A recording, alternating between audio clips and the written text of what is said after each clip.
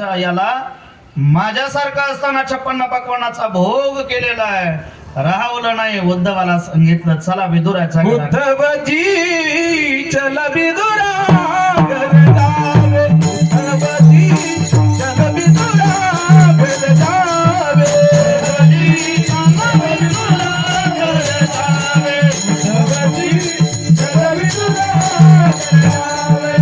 बड़े बड़े मंदिर कौन काम के, बड़े बड़े मंदिर कौन काम के, प्रेम आदर नहीं गावे, उद्धवजी चला विदुरा घर जावे, उद्धवजी चला विदुरा घर जावे.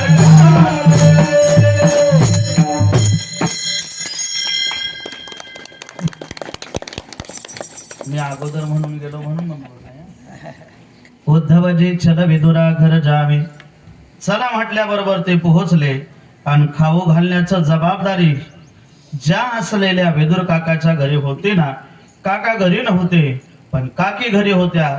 काकीनं देव आलेला पाहिला आणि आनंद किती झाला, जसा ब्रह्मांडाचा नायक तुकोबाराच्या घरी आला आणि आनंद झाला. कसा? पाहुणे घरासी आजी आली ऋषिकेशी काय करू पचार, कोप मोड की जर जर कलाईत पाण्या माझे अंगेल कण काय करू पचार, कोप मोड की जर जर मुख सुद्धा तुझे दान तुक मन मी दुर्बळ काय करू पचार, कोप मोड की जर जर, कोप मोड की जर जर, कोप मोड की जर जर. एवढा आनंद झाला, एवढा आनंद झाला. मीठ टाकायची जिजा विसरली तरी ते तुकोबारायनं जेवावं ना. तसा आनंद माझ्या असलेल्या काकीला झाला. काकीनं अर्धा डझन केळं खाली आणि साल्ट कुणाला दिली? देवाला. साग विदुर घर पायी. आणि काकाचं आगमन आलं. आल्याबरोबर काकानं आवाज दिला. काय? काकी अहो भानावं या भानावं. काय झालं? म्हणे केळ स्वतः खाता आणि साल्ट कुणाला दिलं?